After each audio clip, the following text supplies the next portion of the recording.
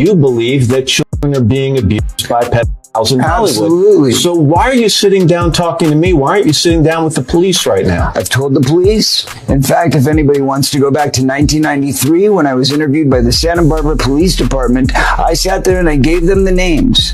They're on record. They have all of this information. That's insane thinking. I'm paranoid. I imagined that stuff. That couldn't be the reason for why so-and-so was acting like, could it? And then you find out later on the track that you are exactly on track. With a lot of this of human hunting, and when a mind control slave such as myself was stripped of clothes and turned loose in the woods, I was then hunted by George Bush, Dick Cheney, and Bill Clinton. That there are people that were the people that did this to both me and Corey that are still working, they're still out there, and they're some of the richest, most powerful people in this business. And they are. And they do not want me saying what I'm saying right now. Are you saying that they're pedophiles? Yes. And that they're still in this business?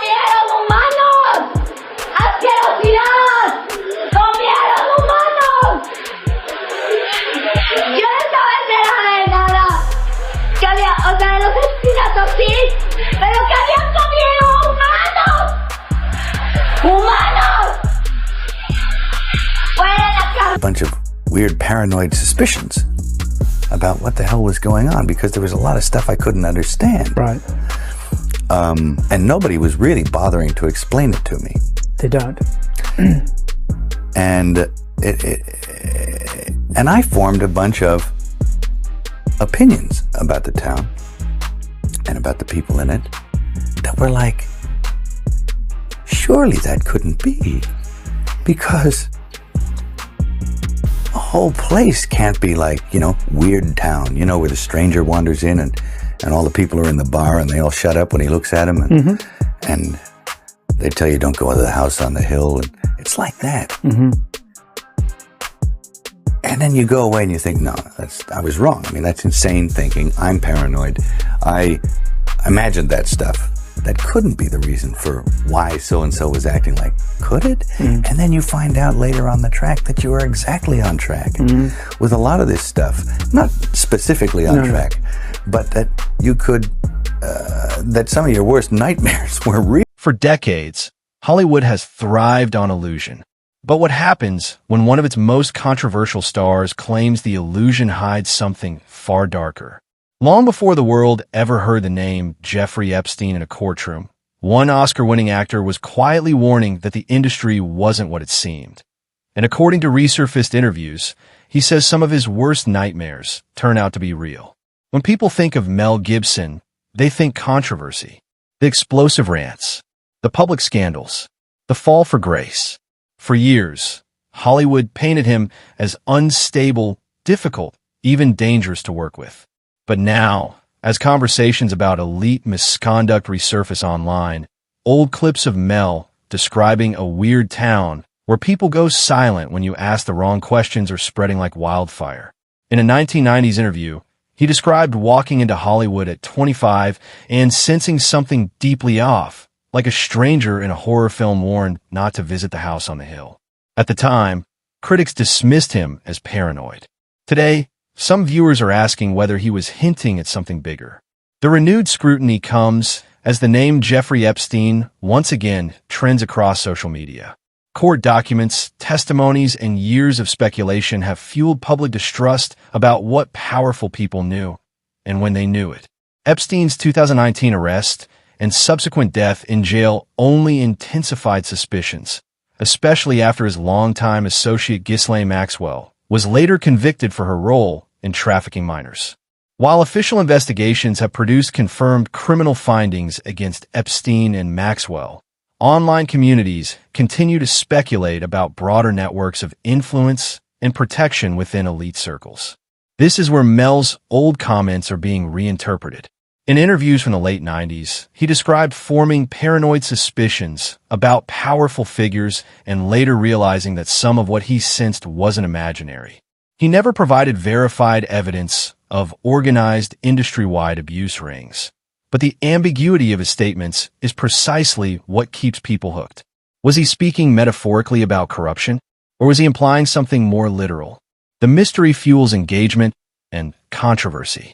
Then there's 2004, when Mel independently financed and released The Passion of the Christ after major studios declined to back it. The film became a global box office phenomenon, grossing over $600 million worldwide, but it also reignited criticism and accusations against him, including claims of anti-Semitism tied to both the film and prior remarks he had made. Supporters argued he was being targeted. Critics argued his past behavior justified the backlash. Either way, the divide deepened his exile from mainstream Hollywood. Fast forward nearly 2 decades, and Mel's name resurfaced again around Sound of Freedom, a child trafficking drama starring Jim Caviezel, the same actor who portrayed Jesus in The Passion of the Christ.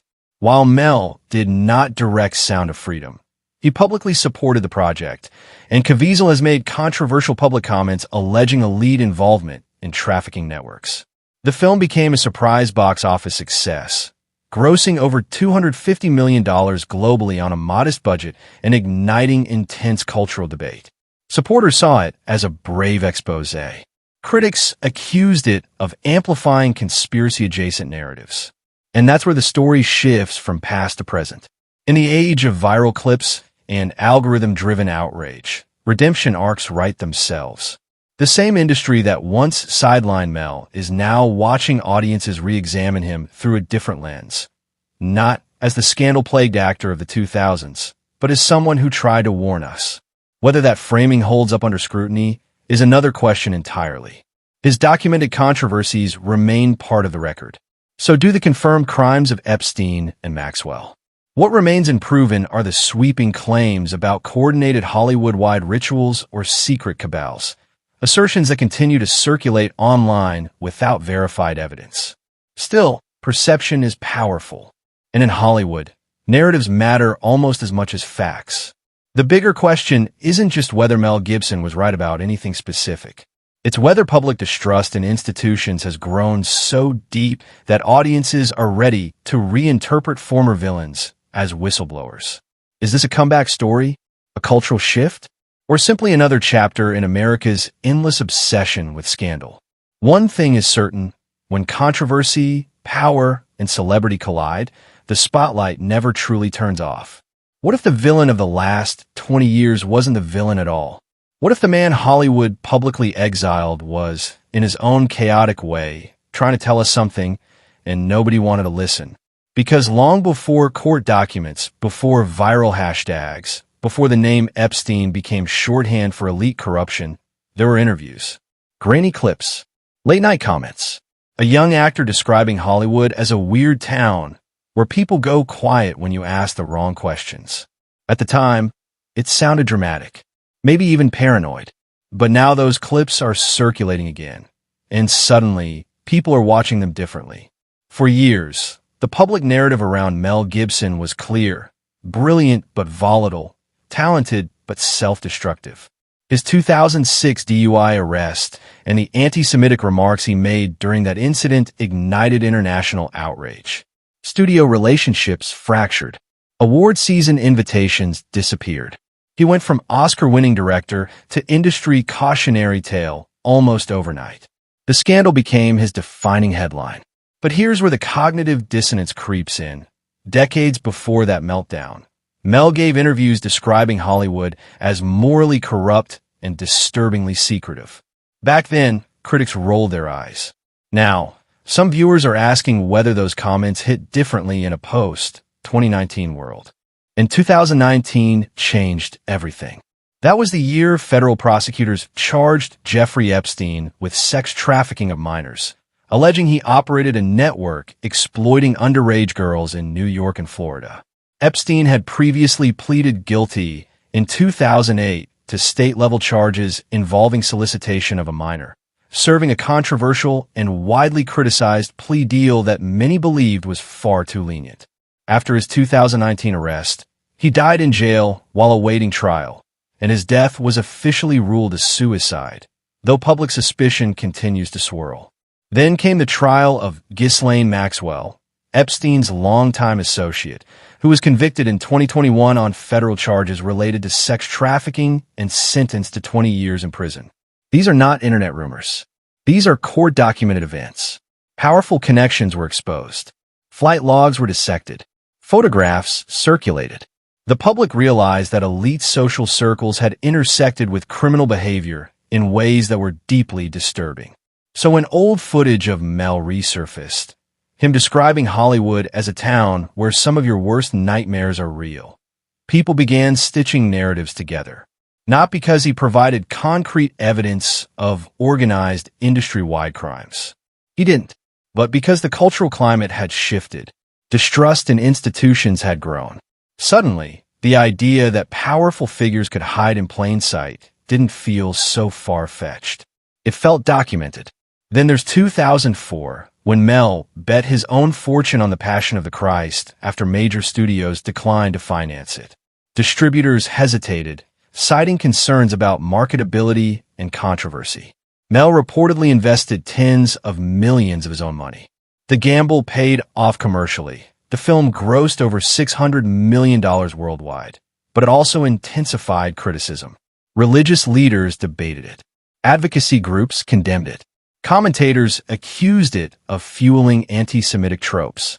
Supporters argued he was being targeted for tackling faith so directly.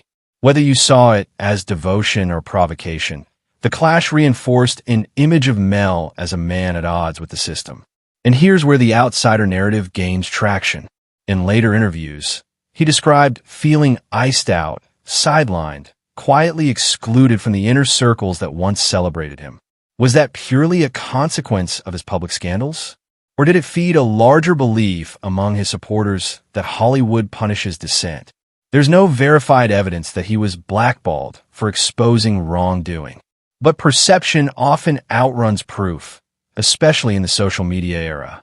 Fast forward to 2023 and the unexpected box office surge of Sound of Freedom, starring Jim Caviezel, the same actor who portrayed Jesus in The Passion of the Christ. The film dramatizes a former government agent rescuing children from traffickers in Latin America.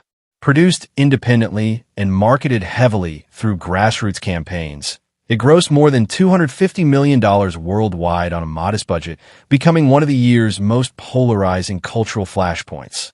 Supporters framed it as a brave spotlight on child trafficking.